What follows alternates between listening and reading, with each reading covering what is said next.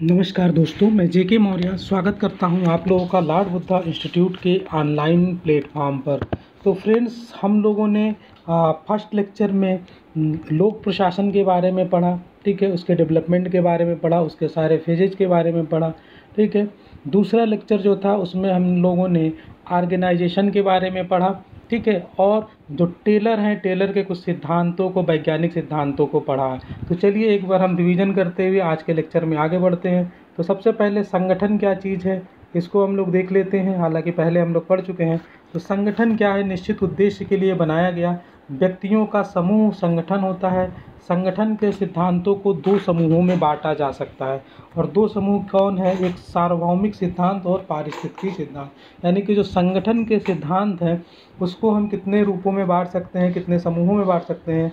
तो एक होता है सार्वभौमिक सिद्धांत और एक होता है पारिस्थितिकी सिद्धांत। यानी कि दो रूपों में, दो समूहों में बांट सकते हैं संगठन के सिद्धांतों को। तो अब देखते हैं कि सार्वभौमिक सिद्धांत क्या है। तो इसमें यह माना जाता है कि संगठन के नियम तथा सिद्धांत सार्वभौमिक होते हैं, यूनिवर्सल होते हैं। इसे यांत्रिक कुशलता व मितव्ययिता का दृष्टिकोण भी कहा जाता है।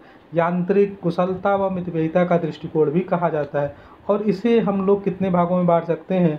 तो इसे हम लोग 3 भागों में बांट सकते हैं, ठीक है। तो ये 3 भाग कौन कौन से हैं? एक तो वैज्ञानिक सिद्धांत है, दूसरा परंपरागत सिद्धांत और तीसरा है नौकरशाही सिद्धांत। देखिए, ये जो चार्ट है ये बहुत इंपॉर्टेंट है दोस्तों, और इससे आपके कई सारे क्वेश्चन बनते हैं। सबसे पहले देखिए, हम लोगों ने क्या देखा कि संगठन को दो समूहों में बांटा जा सकता है, एक सार्वभौमिक सिद्धांत और दूसरा पारिस्थितिक सिद्धांत।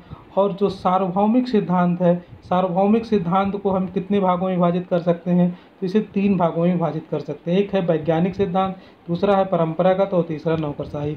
वैज्ञानिक सिद्धांत में कौन आते हैं? डब्ल्यू टेलर 1909, ठीक है। और परंपरागत सिद्धांत में कौन कौन से हैं? तो इसमें हेनरी फियोल है, लूथर गुलिक है, उर्विक है, मूने व रैले हैं। ये किस में आते हैं? परंपरागत सिद्धांत के अंतर्गत आते हैं। नौकरशाही सिद्धांत में कौन आता है? मैक्स वेबर आता है, जिसको हमें आगे भी पढ़ना है, ठीक है। तो कल हम लोगों ने वैज्ञानिक सिद्धांत के बारे में पढ़ लिया है। डब्ल्यू टेलर के कई सारे प्रयोगों को हम लोगों ने पढ़ा, ठीक है। इसमें इनका एक जो कल फोरमैनशिप का जो सिद्धांत था वो रह गया था, उसको अभी हम लोग देख लेंगे। उसके बाद हम लोग परंपरागत सिद्धांत के अंतर्गत हेनरी फियोल, लूथर गुलिक, उर्विक, मूने व रैले के बारे में पढ़ेंगे, ठीक है। देखिए, इसको सार्वभौमिक सिद्धांत और पारिस्थितिक सिद्धांत में बांटा गया है। तो पारिस्थितिक सिद्धांत क्या है? इसमें स्थानीय तत्वों, सांस्कृतिक विशेषताओं, मानवीय व्यवहारों इत्यादि पर जोर दिया जाता है। तो इसके प्रमुख सिद्धांत कौन कौन से हैं? तो एक है मानवीय संबंध सिद्धांत, जो दिया है एल्टन मियो ने। व्यवहार सिद्धांत, चेस्टर बर्नार्ड का नाम याद रखिए। भागीदारी प्रबंध सिद्धांत, मैकग्रेगर का नाम याद रखिए। और व्यवस्थावादी सिद्धांत, साइमन का नाम याद रखिए। तो ये देखिए, इतनी चीज़ें बहुत इंपॉर्टेंट है। एक बार फिर से आपको रिवाइज करवा दे रहे हैं। संगठन को हम कितने भागों में बांट सकते हैं? 2 समूहों में बांट सकते हैं। सार्वभौमिक सिद्धांत, पारिस्थितिक सिद्धांत, ठीक है। सार्वभौमिक सिद्धांत को हम 3 भागों में बांटते हैं, वैज्ञानिक सिद्धांत, परंपरागत सिद्धांत और नौकरशाही सिद्धांत। फिर हम पारिस्थितिकी सिद्धांत जो है, इसको हम, इसके प्रमुख सिद्धांत कौन कौन से हैं? तो इसमें आता है मानवीय संबंध सिद्धांत, एल्टन मेयो। व्यवहार सिद्धांत, चेस्टर बर्नार्ड। भागीदारी प्रबंध सिद्धांत, मैकग्रेगर। और व्यवस्थावादी सिद्धांत, साइमन। इन सबको हम लोगों को पढ़ना है। तो चलिए, हम लोगों ने कल वैज्ञानिक प्रबंधन के बारे में देखा था। तो वैज्ञानिक प्रबंधन नामक शब्द का पहली बार जो प्रयोग किया था, किसने किया था? तो लुई ब्रेडिश ने किया था, ठीक है। तो बिल्कुल एक एक जो इंपॉर्टेंट पॉइंट है हम फिर से रिवीजन कर ले रहे हैं। टेलर ने क्या किया? टेलर ने सांगठनिक कुशलता और वित्त को बढ़ावा देने के लिए इस शब्द का प्रयोग वैज्ञानिक पद्धति और तकनीकों की पूर्ण क्रमबद्ध व्याख्या के लिए किया, ठीक है। तो 20वीं सदी में क्या होता है कि 20वीं सदी के पहले दशक में टेलर ने वैज्ञानिक प्रबंधन का प्रतिपादन किया, और यह प्रशासन का पहला सामंजस्यपूर्ण सिद्धांत है, ठीक है। तो जब भी कहीं टेलर आ जाए तो समझ जाइए कि ये व्यापक वैज्ञानिक प्रबंधन का इन्होंने प्रतिपादन किया है, ठीक है। इन्होंने कई सारे एक्सपेरिमेंट किए थे जो हम लोगों ने कल देखा था। तो वैज्ञानिक प्रबंधन को हम टेलरवाद के रूप में भी जानते हैं। टेलर की कुछ रचनाएं हैं, ये भी इंपॉर्टेंट है, एग्जाम में पूछा जा सकता है। पीस रेट सिस्टम इन्होंने 1895 में आया इनका। और साफ मैनेजमेंट 1903 में। आर्ट ऑफ कटिंग मेटल्स 1906 में। और प्रिंसिपल्स ऑफ साइंटिफिक मैनेजमेंट 1911 में। तो इनका जो है ये टेलर की कुछ रचनाएं हैं, जिसको आप याद रखिए, काफ़ी इंपॉर्टेंट है, ठीक है। तो औद्योगिक और सरकारी दोनों ही संगठनों के प्रशासनिक विचार और प्रणाली पर वैज्ञानिक प्रबंधन आंदोलन का महत्वपूर्ण प्रभाव पड़ा। ठीक है, तो वैज्ञानिक प्रबंधन आंदोलन का दोनों ही संगठनों के प्रशासनिक विचार, ठीक है, औद्योगिक और सरकारी दोनों ही संगठनों के प्रशासनिक विचार और प्रणाली पर वैज्ञानिक प्रबंधन आंदोलन का महत्वपूर्ण प्रभाव पड़ा। तो वैज्ञानिक प्रबंधन जो है अमेरिका से यह कहाँ पहुँचा, सोवियत संघ पहुँचा। 1920 से 40 के बीच इसने स्टार विनीवाइट आंदोलन का रूप लिया। तो 1920 से 40 इसने क्या लिया, इसने जो वैज्ञानिक प्रबंधन था इसने स्टार विनीवाइट आंदोलन का रूप लिया। टेलर के अनुसार प्रबंधन सच्चा विज्ञान है, ठीक है, क्योंकि यह स्पष्ट रूप से निर्धारित कानूनों, नियमों और सिद्धांतों पर आधारित है। हर प्रकार के संगठन में सार्वभौमिक रूप से लागू हो सकता है। बिल्कुल इसको जो है सच्चा विज्ञान मानते हैं और ये कहते हैं कि निर्धारित कानूनों, नियमों और सिद्धांतों पर आधारित है और हर प्रकार के संगठन में सार्वभौमिक रूप से लागू होता है। वैज्ञानिक प्रबंधन का सरोकार किससे है, औद्योगिक संगठनों की प्रबंधकीय प्रथाओं और उत्पादन प्रक्रियाओं में वैज्ञानिक पद्धतियों के प्रयोग से था। वैज्ञानिक प्रबंधन का सरोकार किससे, औद्योगिक जो संगठन है इसकी जो प्रबंधकीय प्रथाएं हैं, उत्पादन की प्रक्रियाएं हैं, इसमें इन्होंने वैज्ञानिक पद्धतियों का प्रयोग करके इसका इससे संबंध बताया। तो इसमें संगठन के निम्नतम स्तर पर भी ध्यान केंद्रित किया। इनका जो प्रयोग था वो निम्नतम स्तर यानी कि शॉप फ्लोर, ठीक है, इस पर इन्होंने केंद्रित किया। जो मजदूर हैं उनके कार्यों का इन्होंने विश्लेषण किया, ठीक है, और उसमें सुधार के इन्होंने कई सारे तरीके बताए। ठीक है, तो टेलर ने अपने वैज्ञानिक प्रबंधन के सिद्धांत को 3 कल्पनाओं पर आधारित माना है। वो 3 कल्पनाएं कौन सी हैं, इन्होंने माना कि जो वैज्ञानिक पद्धति के प्रयोग से सांगठनिक कार्यप्रणाली उन्नत की जा सकती है। एक अच्छा मजदूर काम को शुरू करने वाला नहीं है बल्कि प्रबंधन के निर्देशों को मानने वाला है। ठीक है, हर मनुष्य एक आर्थिक मनुष्य है, यानी वह आर्थिक कारकों से ही प्रेरित होता है। तो इनका जो सिद्धांत है वो इन 3 कल्पनाओं पे जो है आधारित है। तो ये तीनों कल्पनाएं आपके दिमाग में बैठ जानी चाहिए। ये तीनों बहुत इंपॉर्टेंट है क्योंकि ये पूछा जा सकता है कि जो टेलर के सिद्धांत हैं वो इनमें से किन कल्पना पे आधारित है। तो कई सारे दिए जा सकते हैं और आप कंफ्यूज हो जाएंगे। तो इसमें आप केवल कीवर्ड याद रखिए। इन्होंने वैज्ञानिक पद्धति के प्रयोग की बात की, यानी कि जो कार्य है उसको वैज्ञानिक पद्धति के अनुसार से उसकी कार्यप्रणाली जो है उसको उन्नत बनाया जा सकता है। ठीक है, कार्य के घंटे सीमित कर दिए जाए, कार्यों का बिल्कुल निर्धारण कर दिया जाए, ठीक है, उस कार्य का विशिष्टीकरण कर दिया जाए कि कौन सा कार्य कितने समय में होना चाहिए। ठीक है, तो एक अच्छा मजदूर जो है काम शुरू करने वाला नहीं है बल्कि प्रबंधन के निर्देशों को मानने वाला है। तो इसलिए प्रबंधन का रोल बहुत इंपॉर्टेंट हो जाता है। प्रबंधन जैसा चाहेगा वैसा उस मजदूर से काम करा सकता है और ये आर्थिक प्राणी है, अर्थ के लिए काम करता है। ठीक है, चलिए, और टेलर के प्रयोगों के दौरान जो सामना इन्होंने किया था कामचोरी की परिघटना से हुई, जिसमें मजदूर की प्रवृत्ति जो है वो क्या है, उत्पादन को बाधित करने की होती है। कल हम लोगों ने इसको बहुत अच्छे से समझा था, तो आज हम इसको पढ़ने वाले नहीं हैं। कल हम लोगों ने ये भी देखा था कि टेलर ने कौन से प्रयोग किया और कैसे उन्हें जो है गाजर और छड़ी का सिद्धांत दिया। ठीक है, कार्य के प्रशिक्षण के तरीके, सही यंत्र की बात की, फावड़े का प्रयोग का एग्जाम्पल दिया। ठीक है, और इन्होंने जो है थकान का अध्ययन किया और इन्होंने कहा था कि अगर कार्य की गुणवत्ता को बढ़ानी है तो एक बार मजदूरों को आराम दे देना चाहिए और आराम देने के बाद जब वो फिर से कार्य करते हैं तो जो है कार्य की गुणवत्ता और उत्पादकता दोनों में वृद्धि होती है। ठीक है, और हमने कल ये भी देखा था कि टेलर ने जिन महत्वपूर्ण सिद्धांतों का प्रतिपादन किया उसमें बौद्धिक क्रांति या मानसिक क्रांति का विचार महत्वपूर्ण है। ठीक है, तो ये हम लोगों ने कल देखा था। बस अब कल क्या बचा था, इनका जो कार्यात्मक फोरमैनशिप का सिद्धांत था वो बचा था, उसको हम लोग देख लेते हैं। तो देखिए, कार्यात्मक फोरमैनशिप क्या है इनका, ये है इसके अंतर्गत एक मजदूर जो है 8 कार्यात्मक फोरमैन द्वारा पर्यवेक्षित और मार्गदर्शित किया जाता है। इन 8 कार्यात्मक फोरमैन में से 4 योजना के लिए जिम्मेदार होते हैं और योजना कक्ष में बैठते हैं। वे हैं कौन कौन से लोग हैं जो योजना कक्ष में बैठते हैं, कार्यक्रम व रूट कलर, निर्देश कार्ड कलर, समय व लागत कलर, कारखाना अनुशासक, कार्यात्मक फोरमैन कारखाना स्थल पर कार्यान्वयन के लिए जिम्मेदार होती है, टोली बॉस, गति बॉस, निरीक्षक, मरम्मत बॉस। तो इसके अंतर्गत इन्होंने बताया कि जो एक मजदूर है वो 8 कार्यात्मक फोरमैन द्वारा पर्यवेक्षित और मार्गदर्शित होता है। तो इसमें आपको कुछ ज़्यादा और कुछ याद नहीं रखना है, बस इतना याद रखना है कि कार्यात्मक फोरमैनशिप का सिद्धांत किसने दिया है, ये दिया है टेलर ने, और ये वैज्ञानिक प्रबंधन की तकनीकी में मदद करता है। ठीक है, तो हम लोगों ने कल गति का अध्ययन भी किया था कि अगर हम गति को बढ़ा दें तो उत्पादकता क्या होती है, बढ़ जाती है, और गति को कम कर दिया जाए तो उत्पादकता जो होती है वो कम हो जाती है। ठीक है, तो ये सब हम लोग देख चुके हैं। और इसमें चलिए, जिन्होंने जो सिद्धांत दिया उसकी आलोचना होती है कई कारणों से। ठीक है, कई वर्गों ने आलोचना की है। तो किस तरह से आलोचना हुई है? एक अधूरा सिद्धांत कहा गया, उच्च स्तर की सांगठनिक प्रक्रियाओं की उपेक्षा की है इन्होंने। जो उच्च यानी कि इन्होंने इनका भी जो भी प्रयोग है वो क्या है, निचले स्तर पे इन्होंने प्रयोग किया है। ठीक है, तो उच्च स्तर का जो सांगठनिक प्रक्रिया है उसकी इन्होंने उपेक्षा कर दी, जो आगे चल के अभी जो है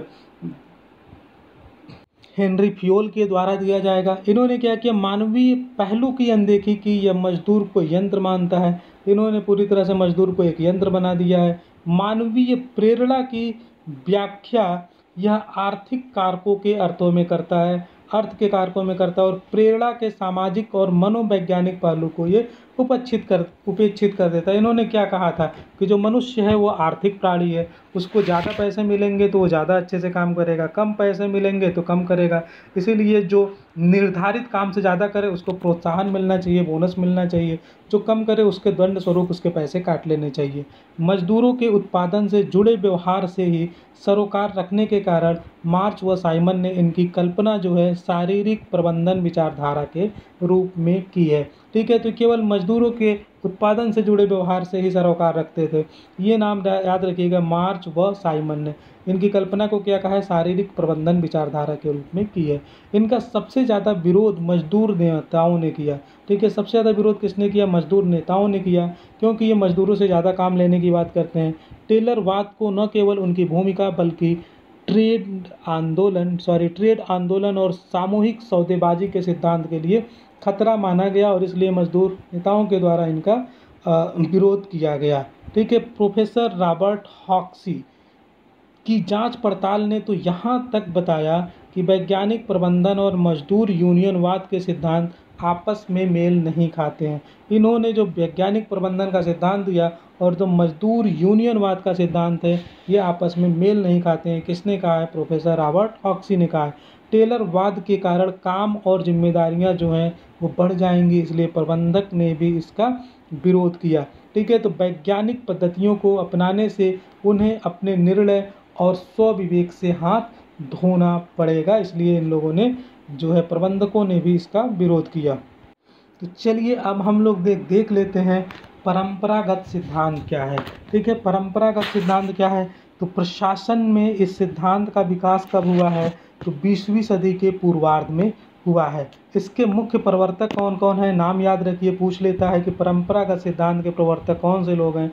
तो हेनरी फ्योल, लूथर गुलिक, लिडल उर्विक, जेडी मुनी, एसी रेली, मैरी पार्कर फॉलेट, ये लोग जो हैं ये परंपरागत सिद्धांत के मुख्य प्रवर्तक हैं। इस सिद्धांत को हम और किन नामों से जानते हैं? इसे क्लासिकीय सिद्धांत भी कहा जाता है, और इसका अन्य नाम क्या है? परंपरागत सिद्धांत है। और इसे अनौपचारिक संगठन सिद्धांत भी कहा जाता है, यांत्रिक सिद्धांत भी कहा जाता है, संरचनात्मक सिद्धांत व प्रबंधन प्रक्रिया स्कूल भी कहा जाता है। तो इसके जो ये अन्य नाम है इसको भी आप लोग याद रखिएगा, इसमें दिया जा सकता है, पूछा जा सकता है आपसे। तो मार्क और साइमन ने इसे प्रशासनिक प्रबंधन सिद्धांत कहा है। मार्क और साइमन ने परंपरागत सिद्धांत को क्या कहा है? प्रशासनिक प्रबंधन सिद्धांत कहा है। यह सिद्धांत औपचारिक सांगठनिक संरचना और प्रशासनिक की विधि पर बल देता है। तो ये इंपॉर्टेंट पॉइंट है कि जो प्रशासनिक प्रबंधन सिद्धांत है ये किस पे बल देता है? तो औपचारिक सांगठनिक संरचना और प्रशासनिक की विधि पर बल देता है। इसकी लाक्षणिक विशेषताएं क्या हैं? विशिष्टीकरण, वर्गीकरण, तर्क संगति, अवैयक्तिकता और कुशलता इसकी जो है लाक्षणिक विशेषताएं हैं, इसको ध्यान रखिएगा। तो श्रम का विभाजन इस सिद्धांत की केंद्रीय विशेषता है। गुलिक और उर्विक के papers on the science of administration, ये पॉइंट बहुत इंपॉर्टेंट है, इसको आप नोट कर लीजिए। गुलिक और उर्विक के papers on the science of administration के प्रकाशन के साथ यह सिद्धांत अपनी पराकाष्ठा पर पहुंच गया। ठीक है, तो ये बहुत इंपॉर्टेंट है, papers on the science of administration. ठीक है, ये इसका प्रकाशन किसने किया, तो गुलिक और उर्विक ने किया, और इसी के प्रकाशन के साथ ये जो परंपरागत सिद्धांत है वो अपनी पराकाष्ठा पर पहुंचा। संगठन के कुछ मूलभूत सिद्धांतों के अनुरूप बना हो। इन्होंने कहा कि जो संगठन है वो कुछ मूलभूत सिद्धांतों के अनुरूप बना हो, तब उसकी कुशलता और अर्थव्यवस्था को अधिकतम बेहतर बनाया जा सकता है। तो अगर संगठन कुछ मूलभूत सिद्धांतों के अनुरूप बना है तो उसकी कुशलता, उसकी अर्थव्यवस्था को और अधिक बेहतर बनाया जा सकता है। तो संगठन के सिद्धांत निर्धारित करना उनका मुख्य काम बन जाता है। तो इनका काम क्या बन गया कि संगठन के सिद्धांत को निर्धारित करना, क्योंकि इनका मानना था कि अगर संगठन कुछ मूलभूत सिद्धांतों के अनुरूप बना हो तो उसकी कुशलता, उसकी अर्थव्यवस्था को अधिकतम बेहतर बनाया जा सकता है। तो चलिए देख लेते हैं हेनरी फियोल के बारे में, और हेनरी फियोल ने क्या सिद्धांत दिया है। तो हेनरी फियोल जो है एक फ्रांसीसी इंजीनियर थे। इन्हें परंपरागत सिद्धांत का पिता कहा जाता है। तो हेनरी फियोल का नाम बहुत इंपॉर्टेंट है। इन्हें परंपरागत सिद्धांत का क्या कहा जाता है, पिता कहा जाता है। ठीक है, तो इन्होंने 1967 में जनरल एंड इंडस्ट्रियल मैनेजमेंट नामक पुस्तक लिखी, मोस्ट इम्पॉर्टेंट है। 1916 में इन्होंने कौन सी पुस्तक लिखी, जनरल एंड इंडस्ट्रियल मैनेजमेंट, जिसमें उन्होंने सभी प्रकार के संगठनों के लिए कुछ सिद्धांत दिए। ठीक है, सभी प्रकार के संगठनों के लिए जनरल सिद्धांत दिए, जिनको 3 भागों में बांटा जा सकता है। 3 भाग कौन है, प्रशासनिक क्रियाओं का वर्गीकरण, यानी कि जो प्रशासन की अलग अलग क्रियाएं हैं, ठीक है, किसी भी ऑर्गेनाइजेशन में डिफरेंट टाइप के वर्क होते हैं, उनका क्या कर दिया जाए, वर्गीकरण, यानी कि एक तरह के वर्क को एक तरफ कर दिया जाए। प्रशासन के मूल तत्व, ठीक है, प्रशासन के मूल तत्व के रूप में, और प्रशासन के सिद्धांत, इस तरह से उन्होंने क्या किया कि संगठन के कुछ सिद्धांत दिए और उन सिद्धांतों को 3 भागों में विभाजित कर दिया।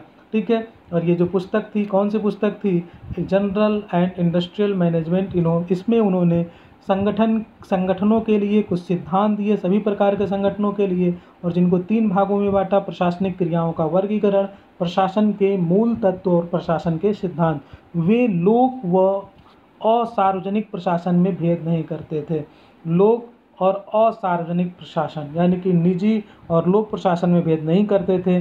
फियोल ने किसी औद्योगिक उपक्रम की सभी गतिविधियों को 6 हिस्सों में बांटा। कोई भी अगर औद्योगिक उपक्रम है तो उसके अंदर जितनी भी गतिविधियां होती हैं उसको उन्होंने कुल कितने भागों में बांट दिया, 6 भागों में बांटा। और ये 6 भाग कौन है, एक है तकनीकी गतिविधियां, इसमें क्या होता है, उत्पादन और विनिर्माण होता है। ठीक है, जो भी टेक्निकल गतिविधियां हैं उसके अंदर उत्पादन और विनिर्माण होता है। वाणिज्यिक गतिविधियां के अंदर क्या होता है, क्रय और विक्रय होता है। वित्तीय गतिविधियां के अंदर पूंजी का सर्वश्रेष्ठ उपयोग होता है। और सुरक्षा संबंधी गतिविधियों के अंतर्गत जान माल की रक्षा की जाती है। ठीक है, और लेखा गतिविधि के अंतर्गत बैलेंस शीट एवं लागत को मेंटेन किया जाता है। और प्रबंधकीय गतिविधियों के अंतर्गत इन्होंने क्या बताया, जो मैनेजमेंट सिस्टम है, ठीक है, उसके अंतर्गत इन्होंने बताया कि नियोजन, संगठन, निर्देश, तालमेल व नियंत्रण। इन्होंने क्या कहा, नियोजन, संगठन, निर्देश, तालमेल व नियंत्रण, और इसको इन्होंने प्रशासन के तत्वों को POCC के से कूट किया है। तो P फॉर क्या है, प्लानिंग। ठीक है, P फॉर क्या है, प्लानिंग। O फॉर क्या है, ऑर्गेनाइजिंग। C फॉर क्या है, कमांडिंग। C फॉर क्या है, कोऑर्डिनेटिंग। और C फॉर क्या है, कंट्रोलिंग। ठीक है, तो इन्होंने सिद्धांत दिया है POCC। तो POCC आप जरूर याद रखें। प्लानिंग का मतलब क्या हो गया, नियोजन हो गया। ठीक है, ऑर्गेनाइजिंग का मतलब क्या हो गया, ऑर्गेनाइजेशन का मतलब हो गया, ऑर्गेनाइजेशन हो गया। कमांडिंग का मतलब निर्देश हो गया, ठीक है, निर्देश देना। और कंट्रोलिंग का मतलब कमांडिंग हो गया, कमांडिंग के बाद कंट्रोलिंग, कोऑर्डिनेटिंग का मतलब क्या है, तालमेल। और कंट्रोलिंग का मतलब है नियंत्रण। ठीक है, तो इन्होंने POCC, PO ने कल बताया था ना कि PO जो था वो CCC उसके लिए ज़रूरी हो गया। PO अगर बैंक का बनना है तो CCC की डिग्री ज़रूरी है। तो इन्होंने POCC दिया। P फॉर प्लानिंग, इसको याद कर लीजिए, बिल्कुल रटा होना चाहिए। P फॉर प्लानिंग, ठीक है। O for organisation, C for commanding, C for coordinating और टी फॉर कंट्रोलिंग। तो फ्यूल के अनुसार POCCC को समेटता है। फ्यूल के अनुसार जो प्रशासन है, प्रशासन POCC को समेटता है, जिसका अर्थ है योजना बनाना, P for planning, O for organising यानी संगठित करना, और C फॉर कमांडिंग यानी कि निर्देशित करना, और C फॉर कोऑर्डिनेटिंग यानी कि तालमेल समन्वय बनाना, और C फॉर कंट्रोलिंग यानी कि नियंत्रण करना। तो फ्यूल के अनुसार उच्च स्तरों पर तकनीकी क्षमता नहीं बल्कि प्रशासनिक क्षमता की ज़रूरत होती है। देखिए, तो इनका जो सिद्धांत है फ्यूल का, वो क्या है, ये उच्च स्तर के लोगों के लिए है। ठीक है, उच्च स्तर के जो किसी भी कंपनी के जो उच्च स्तर के प्रशासनिक अधिकारी हैं उनके लिए है। और जो हेनरी मैन का जो हेनरी मैन कह रहे हैं, जो टेलर का जो वैज्ञानिक प्रबंधन था, टेलरवाद जो था, वो किसके लिए था, निम्न स्तर के लिए था, मजदूरों के लिए उनका था। तो ये इन दोनों में डिफरेंस है। इन्होंने क्या किया, संगठन को 2 भागों में बांटा है। ये 2 भाग कौन है, भौतिक संगठन, इसमें क्या है, इंफ्रास्ट्रक्चर यानी कि संरचनाएं, भवन आती है, और मानव संगठन, इसमें मानव संसाधन आते हैं। तो 2 ही चीज़ें तो होती है किसी ऑर्गेनाइजेशन में, एक भौतिक संगठन यानी कि इंफ्रास्ट्रक्चर, बिल्डिंग, ये सब भौतिक संरचना के भौतिक संगठन के अंदर आ गया। और उसके बाद मानव संगठन होता है, ह्यूमन रिसोर्स होता है, मानव संसाधन होता है, और उसके द्वारा उसको नियंत्रित किया जाता है, उसको में वर्क किया जाता है। तो फ्यूल के अनुसार प्रशासनिक योग्यता तकनीकी योग्यता से उच्च होती है। देखिए, इन्होंने इस बात को बहुत गंभीरता से कहा कि जो प्रशासनिक योग्यता होती है, जो एडमिनिस्ट्रेटिव एबिलिटी है, वो तकनीकी जो टेक्निकल योग्यता है उससे उच्च होती है। ठीक है, तथा उच्च स्तर के कर्मचारियों के लिए प्रशासनिक योग्यता होनी चाहिए। जो उच्च स्तर के कर्मचारी हैं उनके पास क्या होनी चाहिए, प्रशासनिक योग्यता होनी चाहिए। और जो निम्न कर्मचारी हैं उनके पास क्या होनी चाहिए, उनके पास तकनीकी योग्यता होनी चाहिए। ठीक है, तो हेनरी फ्यूल जो है, ये पहला ऐसा विचारक है जिन्होंने सभी स्तर के अधिकारियों हेतु प्रशिक्षण व्यवस्था होनी चाहिए, इसकी बात इन्होंने की। तो ये मोस्ट इम्पॉर्टेंट है, याद रखिए, हेनरी फ्यूल पहले विचारक हैं जिन्होंने कहा कि सभी स्तर के अधिकारियों के लिए क्या होना चाहिए, प्रशिक्षण की व्यवस्था होनी चाहिए। ठीक है, तो प्रशासनिक योग्यता किसको होनी चाहिए, जो प्रशासनिक योग्यता है वो किसके लिए है, जो उच्च स्तर के कर्मचारी हैं। और तकनीकी योग्यता निम्न कर्मचारी, जैसे एक सिंपल सा एग्जांपल ले लीजिए आप, देखिए, जैसे अगर कोई भी कंपनी है, जैसे मान लीजिए कि एक मोबाइल की कंपनी है, वहाँ मोबाइल का प्रोडक्शन होता है, तो टेक्निकल नॉलेज किसके पास है, जो उसमें इंजीनियर काम कर रहे हैं। ठीक है, उनके पास क्या है, टेक्निकल नॉलेज है। लेकिन वो क्या है, निचले स्तर के कर्मचारी हैं, और उनके ऊपर जो टॉप पे बैठे हैं वो कौन है, उनके पास प्रशासनिक योग्यता है, वो MBA करके गए हैं, मैनेजमेंट का कोर्स करके गए हैं, और वो उनके ऊपर हैं। तो उनका काम क्या है, प्रशासनिक योग्यता। तो इसने कहा कि जो प्रशासनिक योग्यता होती है वो उच्च स्तर के कर्मचारियों के लिए चाहिए, और जो तकनीकी योग्यता है वो किसको चाहिए, निचले स्तर के लोगों को चाहिए। जैसे मान लीजिए अगर हम कंप्यूटर की बात करते हैं, तो जो हार्डवेयर इंजीनियर होता है वो टेक्निकल दिमाग उसके पास होता है, कंप्यूटर में जो हार्डवेयर का काम है वो सब कर लेता है। लेकिन जो सॉफ्टवेयर इंजीनियर होता है वो टेक्निकल काम इस तरह से नहीं करता है। ठीक है, और जो उसके ऊपर और जो होते हैं मैनेजमेंट के अधिकारी, वो एडमिनिस्ट्रेटिव पावर उनके पास होती है, तो वो और उच्च हो जाते हैं। यानी कि जैसे टेक्निकल जो होते हैं वो निचले स्तर पे, और जो प्रशासनिक योग्यता जो रखते हैं वो ऊंचे स्तर पे होते हैं। तो हेनरी फ्यूल इन्होंने पहले विचारक है जिन्होंने प्रशिक्षण की बात की। हेनरी फ्यूल ने प्रशासकों की 6 योग्यताएं निर्धारित की, ये भी इम्पॉर्टेंट है। प्रशासकों के लिए 6 योग्यताएं निर्धारित की, जो इस प्रकार है। कौन कौन सी, भौतिक योग्यता, मानसिक योग्यता, नैतिक योग्यता, सामान्य शिक्षा, विशेष ज्ञान व अनुभव। इन्होंने क्या बताया, 6 योग्यता बताई है। 6 योग्यता भी इम्पॉर्टेंट है, पूछा जाता है कि हेनरी फ्यूल ने प्रशासकों की 6 योग्यता बताई है। कौन कौन सी, भौतिक योग्यता, मानसिक योग्यता, नैतिक योग्यता, सामान्य शिक्षा, विशेष ज्ञान व अनुभव होना चाहिए। ठीक है, तो चलिए आगे बढ़ते हैं हम लोग। अब हम देखते हैं प्रशासन के मूल सिद्धांत क्या है। तो फ्यूल ने प्रशासन के 14 सिद्धांतों का उल्लेख किया है, और यह सिद्धांत कठोर नहीं है और इनमें परिवर्तन किए जा सकते हैं, और समय के साथ इन सिद्धांतों में वृद्धि की जा सकती है। ठीक है, तो देखते हैं कौन कौन से ये 14 सिद्धांत हैं।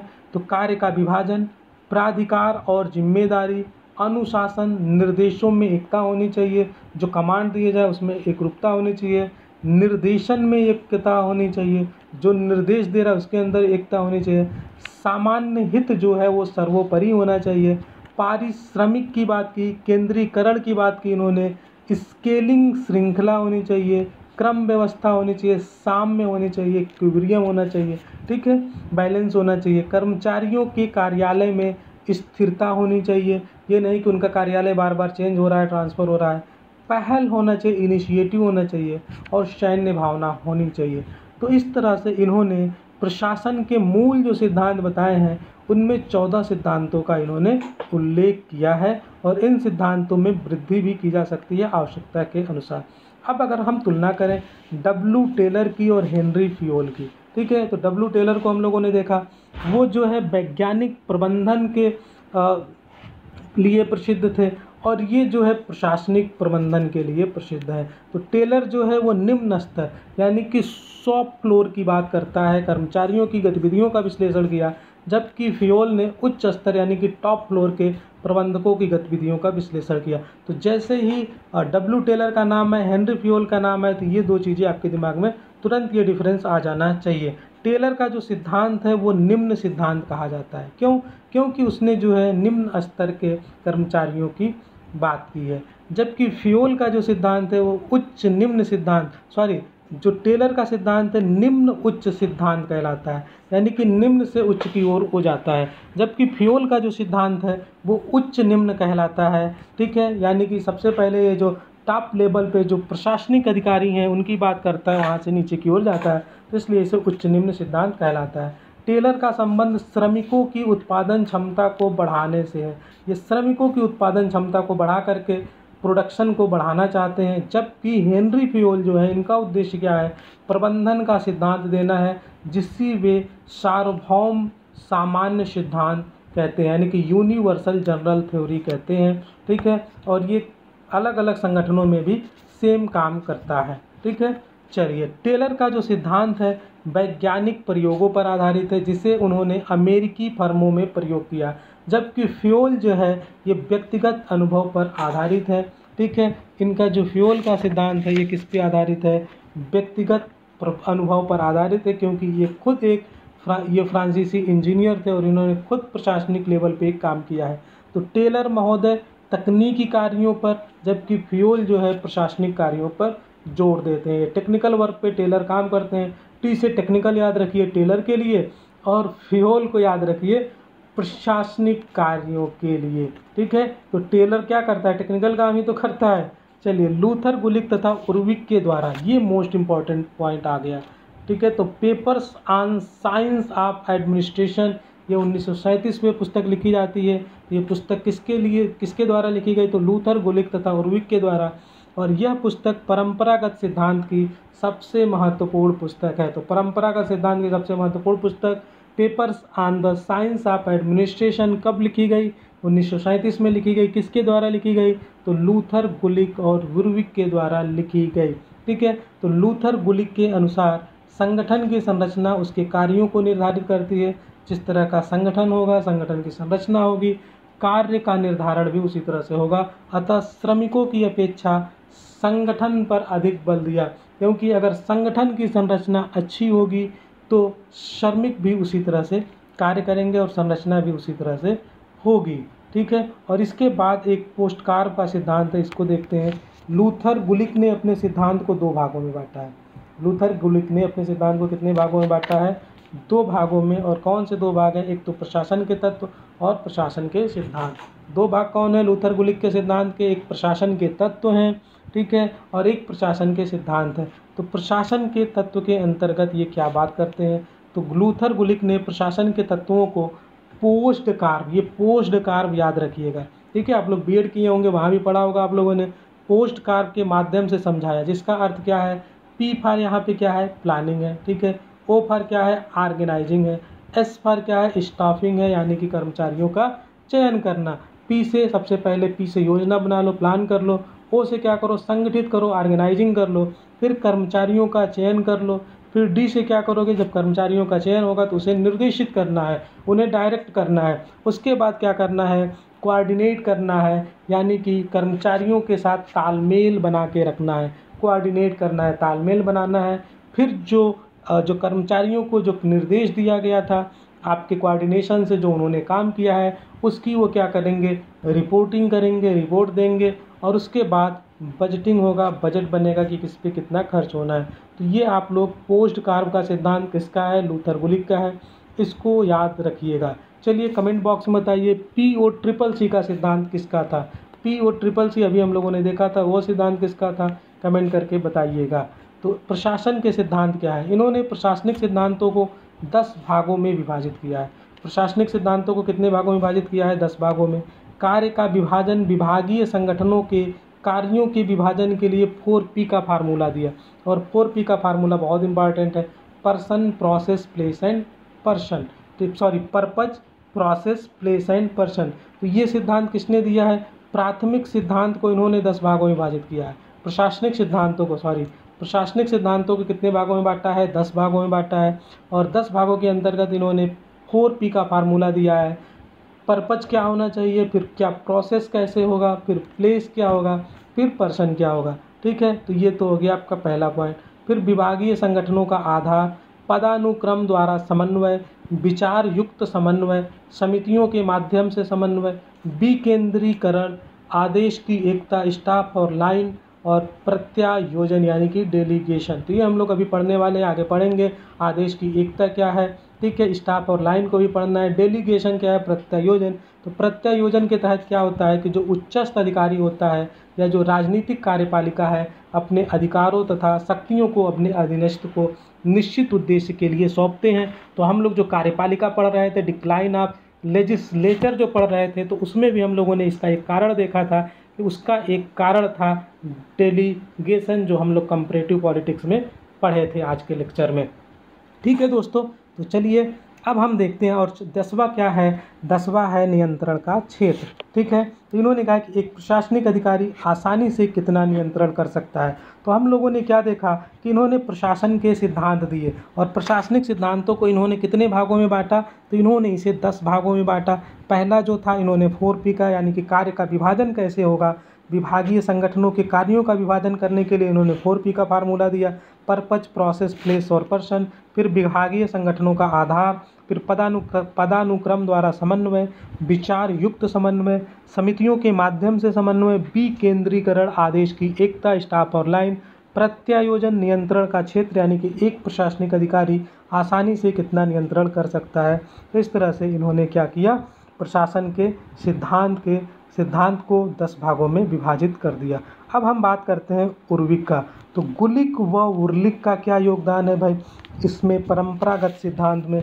तो गुलिक व उर्विक, ठीक है, संगठन की क्रियाशीलता के निर्धारण में उसकी संरचना पर बल दिया है। गुलिक और उर्विक ने संगठन की क्रियाशीलता के निर्धारण में उसकी संरचना पर बल दिया है। सिद्धांतों का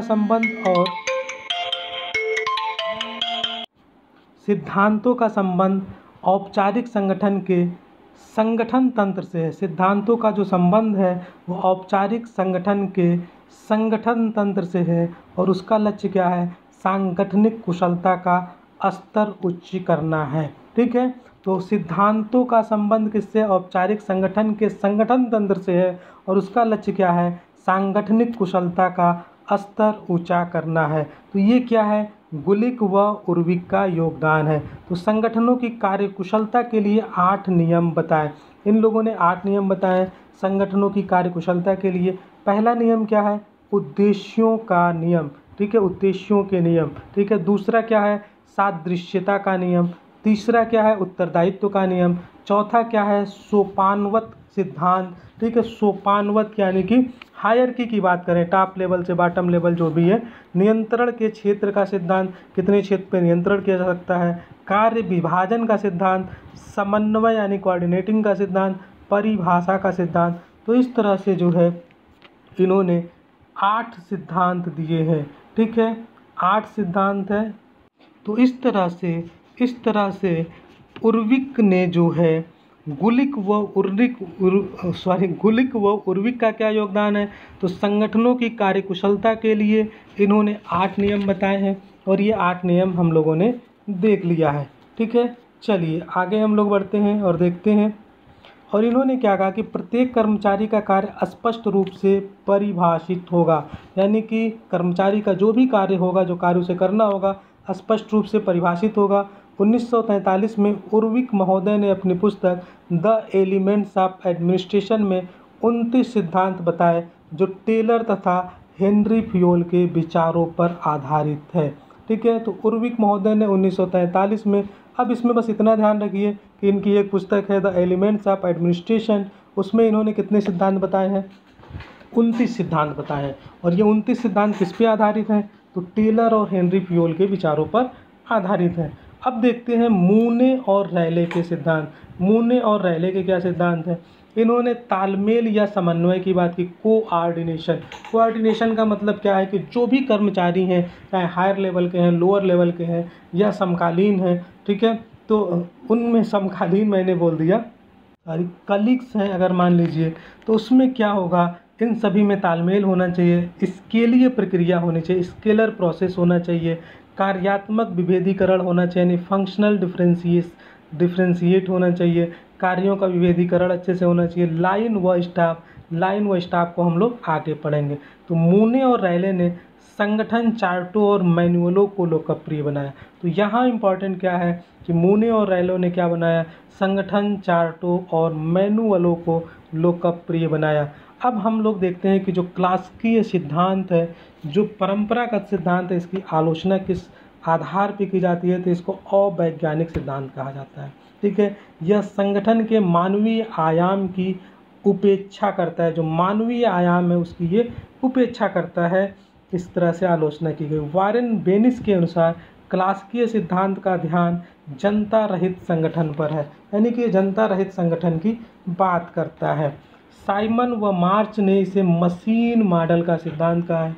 क्लासिकीय सिद्धांत एटमी मनुष्यों को संगठन के साथी मनुष्यों से काटकर देखता है।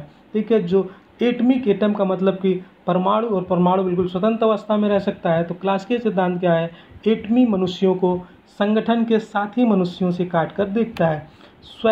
स्वैच्छिकतापूर्ण, ये स्वैच्छिकतापूर्ण है क्योंकि मनुष्य समूहों द्वारा नियंत्रण के प्रति प्रतिरक्षित है, क्योंकि मनुष्य जो है समूहों के द्वारा नियंत्रण के प्रति प्रतिरक्षित है। इस सिद्धांत को यांत्रिक माना गया है। इस सिद्धांत के सबसे अहम आलोचक कौन है? Herbert A Simon.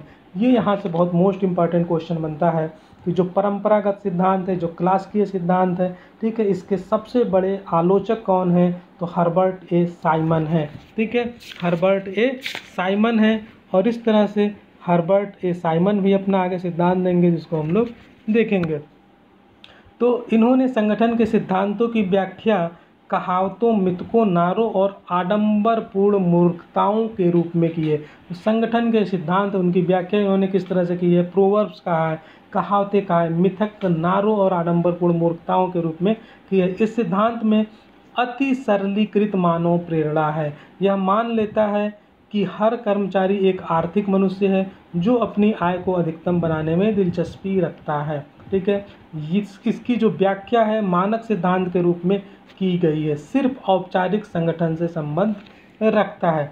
तो इस तरह से हम लोगों ने देख लिया हेनरी फ्योल और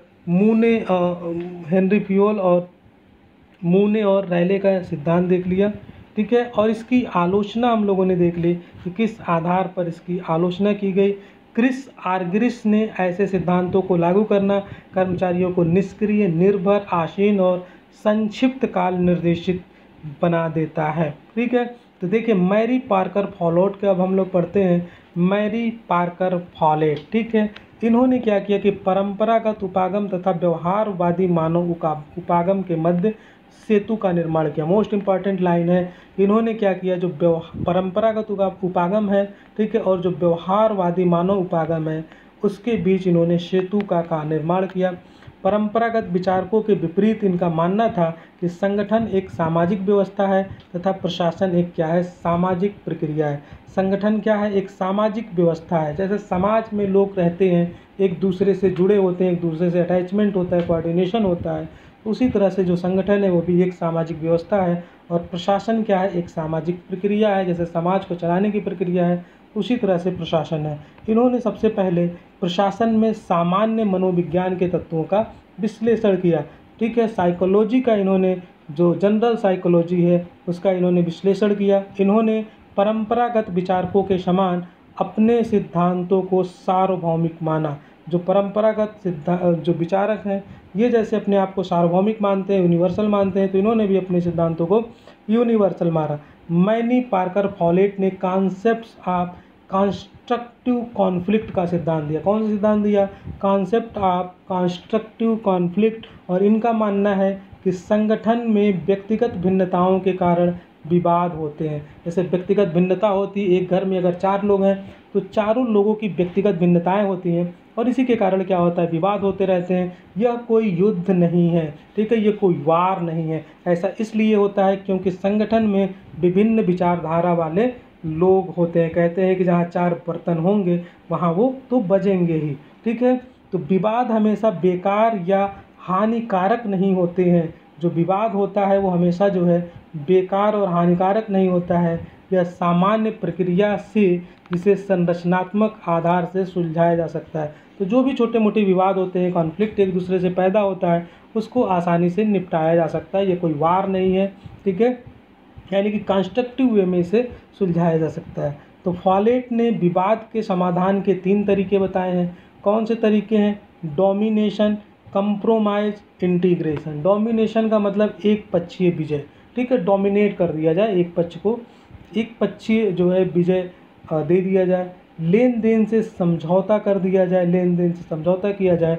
इंटीग्रेशन, समझौते का तीसरा रास्ता निकाला जाता है। यानी कि ऐसा हो सकता है विवाद को सुलझाने के लिए उसको आपस में देख लिया जाए और एक पक्ष को विजयी घोषित कर दिया जाए, यानी कि उसे डोमिनेट कर दिया जाए। या फिर अगर इससे काम नहीं चलता है तो आप क्या करेंगे, कंप्रोमाइज, यानी कि बिल्कुल सीधा निष्कर्ष नहीं निकल पाता है, 2 लोगों में विवाद है, एक को डोमिनेट करना काम नहीं हो पा रहा है, तो आप क्या करेंगे, कंप्रोमाइज करवा दीजिए, दोनों के बीच लेन देन से समझौता करवा दीजिए। इंटीग्रेशन, ठीक है, इंटीग्रेशन का मतलब समझौते का तीसरा रास्ता इन्होंने निकाला, इंटीग्रेशन का, ठीक है, दोनों लोगों को एक साथ इंटीग्रेट कर दिया जाए। तो फॉलेट ने समन्वय, इंटीग्रेशन का मतलब क्या है, इनका समन्वय है। समन्वय को इन्होंने महत्वपूर्ण माना क्योंकि यह मूल समस्या को समाप्त कर समय व संसाधनों की बचत करता है। ठीक है, अगर आपस में कॉन्फ्लिक्ट होता रहेगा, झगड़े विवाद होते रहेंगे, तो फिर क्या होगा, जो संसाधन है, पहली बात तो समय की बर्बादी होगी, संसाधनों की बर्बादी होगी। तो अगर इनका समन्वय कर दिया जाता है, इंटीग्रेशन करा दिया जाता है, तो फिर क्या होगा, समय, मूल समस्या को समाप्त कर दिया जाएगा, समय व संसाधनों की बचत होगी। तो फॉलेट के अनुसार समन्वय के लिए उच्च कोटि की बौद्धिकता होनी चाहिए, तीक्ष्ण बुद्धि होनी चाहिए, सहज ज्ञान जरूरी है। जैसे मान लीजिए आप लोग स्कूल में टीचिंग करते हैं, कॉलेज में पढ़ाते हैं, तो अगर कभी किसी बच्चों के द्वारा आपस में किसी तरह से विवाद होता है, तो अगर आपके अंदर उच्च कोटि की बौद्धिकता है तो आप उनको आसानी से समझा बुझा के उनको क्या करेंगे, समन्वय पैदा करेंगे, और समन्वय पैदा करके समझा देंगे तो फिर वो विवाद ही खत्म हो जाएगा। तो उसके लिए उच्च कोटि की बौद्धिकता होनी चाहिए, तीक्ष्ण बुद्धि होनी चाहिए और सहज ज्ञान जरूरी है, तभी ये समन्वय हो सकता है।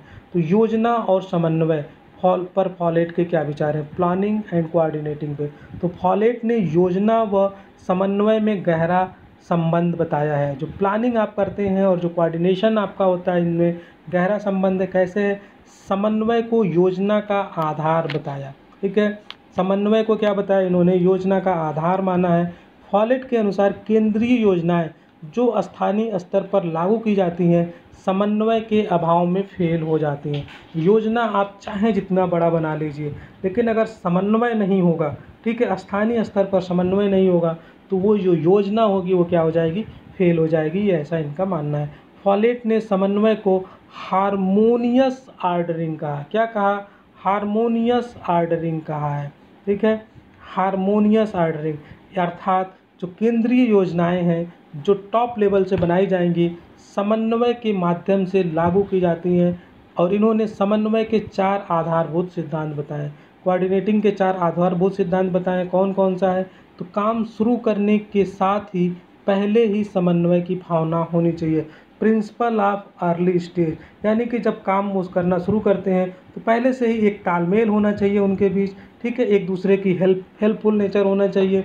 और इस तरह से जब अर्ली स्टेज पे ही रहेगा तो इनमें जो है क्या होगा, समन्वय रहेगा।